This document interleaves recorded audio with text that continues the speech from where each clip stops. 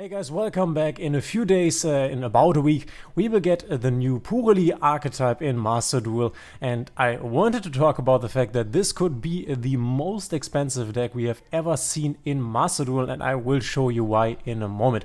Obviously, we do not know how the rarities will be, but we can expect a lot of the cards to be ultra rares, and I will show you the problem with this in this video. Keep in mind though that we obviously don't know which cards we will get for sure. It seems to be the case that we do not get the Noir, and if we don't get the Noir, this deck isn't at full power yet, but you will basically need every other card.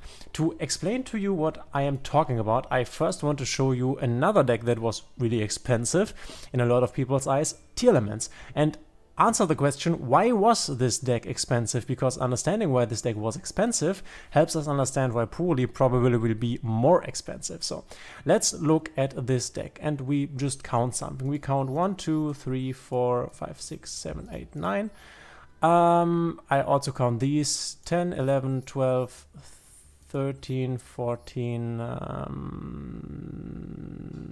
15, 16, 17, and then we could count these 18, 19, 20, 21. So, and consider this, so what I've done here is I've counted the cards that are Tearlament cards that are belonging to the Tearlament engine, and I am counting the Ishizu cards like they are not really Tearlament cards, but obviously you needed them, and 21 of these 40 cards are Tearlament or Tearlament related cards that you needed to get for this deck. Keep in mind that I only have 2 Scream, you could also run, and a lot of people were running 3, and keep in mind that this is already at 1, we had this at 3, this is at 2, we had this at 3, so, and also the super rare, so even more stuff that we needed to craft. The extra deck is more okay, you only have 1, 2, 3 real Tearlament cards that you basically needed to do, though you also needed Abyss Dweller, Time Thief Redoer, but those are not in archetype cards, right? So the reason why Tearlament was pretty expensive in the first place, or why it had the potential to be expensive, obviously Konami could also have decided to not make Rhinoheart and Chiron and I don't know, wasn't there another ultra rare? Okay, so they could have decided to not make Chiron and Rhinoheart ultra rares but super rares, and then obviously the deck would have been way cheaper. But the potential to be a really expensive deck stems from the fact that an archetype needs a lot of its own cards in the deck. So there are obviously archetypes that do not use a lot of their own cards in the deck, and that can also put in a lot of other cards, like non-related archetype cards, for example, your Rota. Ignore the fact that this is also an ultra rare, or your Foolish Burial Goods, or you can put in your hand traps because you don't need a lot of engine. And that is when the deck potentially is cheaper, though obviously it also depends on what Konami is doing. Keep that in mind. So let's look at something here. What I have here is a list that I have added 2 sleepy memories to, but imagine those 2 sleepy memories weren't there, because in the OCG they only have 1 sleepy memory. This is the list in the OCG, and the OCG at at Purrely for a while now, and they basically always play the same list. This list here, but only minus the 2 sleepy memory, because this is at 1 for them and we have the delicious at 1 in the TCG. We are definitely closer to the OCG because of Maxi, so we can expect our Purrely list in the end to look something like this. We also have 2 Pot of Desires, only 1 Pot of Prosperity, where the TCG runs triple Pot of Prosperity. So I think looking at this list, this could be the list that we are running, minus the terraforming, because we don't have it, it's forbidden, and maybe there's also a minus here with the sleepy memory, and at the beginning, if we do not get the Purrely Noir, then we won't probably play 3 times the trap.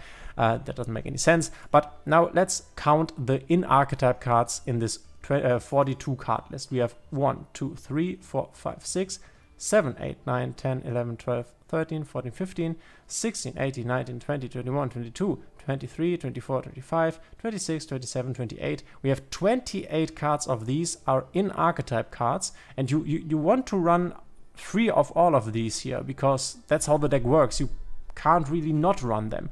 You could argue not running, as I already said, 3 traps, because Purrely Noir isn't there, and I think even if it is there, you could get away with 2.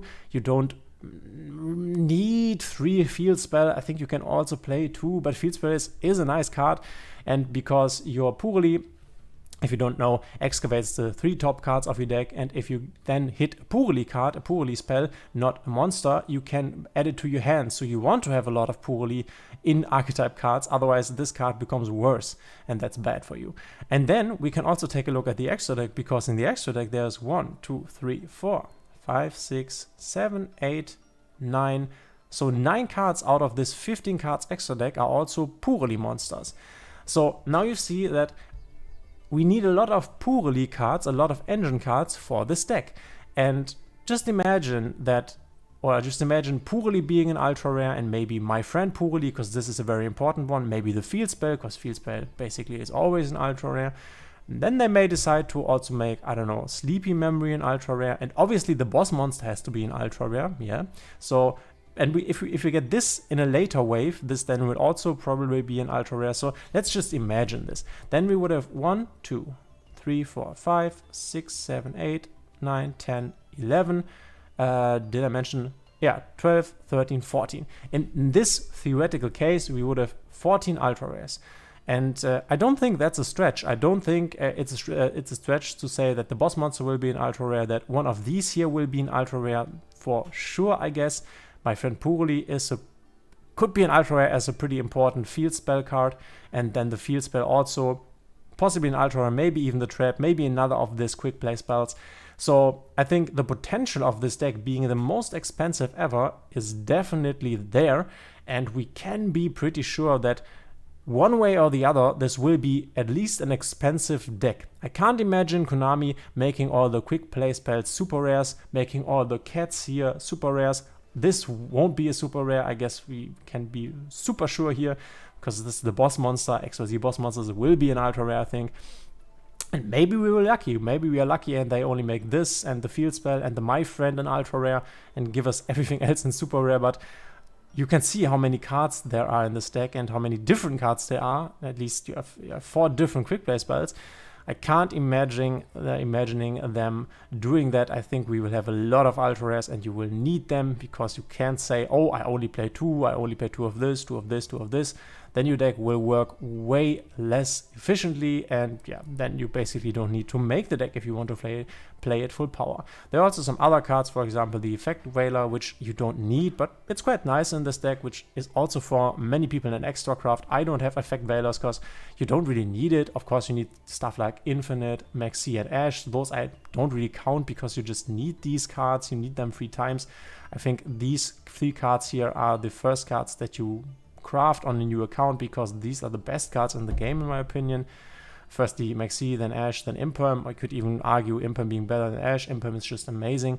Then you have cards like Zeus, though Zeus is also a staple. I'm not quite sure if this is an ultra rare. You have something like Azalea, which is an ultra rare from the latest pack. So you can see, ignore the side deck here of course, you can see that this deck has the potential to be so expensive. So let's hope that we are lucky and it does not get that expensive.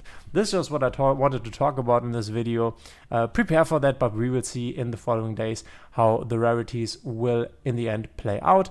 I mean, if this deck becomes way too expensive, I might even skip the deck, even though I really want to play it. If, for example, I mean, of course, this won't happen. This is an ultra, this is an ultra, this is an ultra, this is an ultra, then it's here an ultra rare, and then another quick play spell in ultra rare. I think like 20 ultra rares then. I think then I will skip, obviously, because then it's just done. Though the good thing is, and that I also have to say, if, for example, a lot of these cards are ultra rares, you can see here that you basically need 3 of them, of all of them. So pulling from the selection pack will be quite good, because you can pull a lot of selection packs until you get like doubles. So you would basically need 4 of all of these cards here to have doubles.